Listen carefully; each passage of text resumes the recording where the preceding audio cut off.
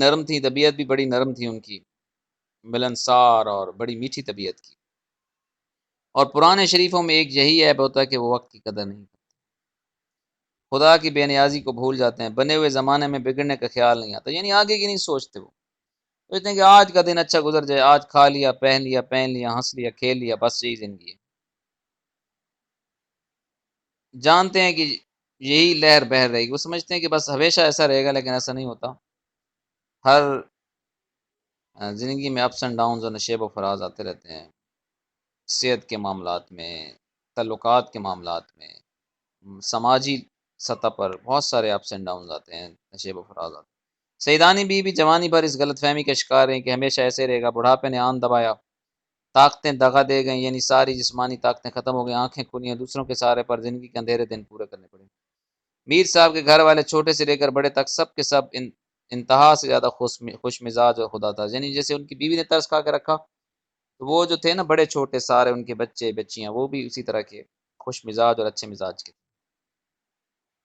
ہر ایک سیدانی بھی کو خدا کا بھیجا وہ مہمان سمجھ کر ان کے سامنے بچھا جاتا تھا. سیدانی بھی 2-4 دن تو ذرا غمگین اور شرمندہ رہیں، پھر ان کا بھی دل کھل گیا اور اس طرح رہنے لگیں جیسے اپنے کنبے میں. یعنی پہلے تو کچھ شرمندگی سی ہوئی، عزت نفس کچلی گئی ان کی، لیکن اس کے بعد سے پھر آہستہ آہستہ ان کے ساتھ گھل مل گئی. ہاتھ کامتے تھے، نگاہ موٹی ہو گئی تھی،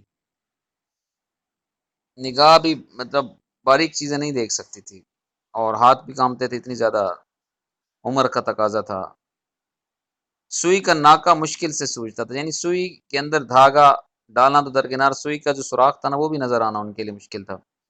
لیکن ساری عمر محنت کر کے کھایا تھا، محنت کی عادت تھی. پرائی روٹی مفت کیسے کھا سکتی تھی؟ صبح نماز پڑھ کر بچوں کو لے بیٹھتی، قرآن شریف پڑھاتی، نصیحتیں کرتی، دوپہر کو سینہ پرون اور کاٹنا سکھاتی بچیوں کو. شام ہوتی تو باورچی خانے میں جا کر کھانا پکانے کی ترکیبیں بتاتی. عشاء کی نماز سے فارغ ہو کر بڑی مزے کی کہانیاں سناتی. کہانیاں ایسی اچھی ہوتی کہ بڑے بھی آ جاتے. میر صاحب اور ان کی بیوی دونوں خوش تھے کہ سیدانی بی کو بچوں کی تربیت کے لیے خدا نے بھیج دی. ایسی شریف، نماز روزہ کی پابند، ہنرمند استانی صرف روٹیوں پر کہاں میسر. صرف روٹی کی وجہ تو بڑے بڑے پیسے لیتے ہیں، تنخواہیں لیتے ہیں، صرف روٹی 2 وقت کی روٹی پہ اتنی اچھی استانی میسر آ گئی.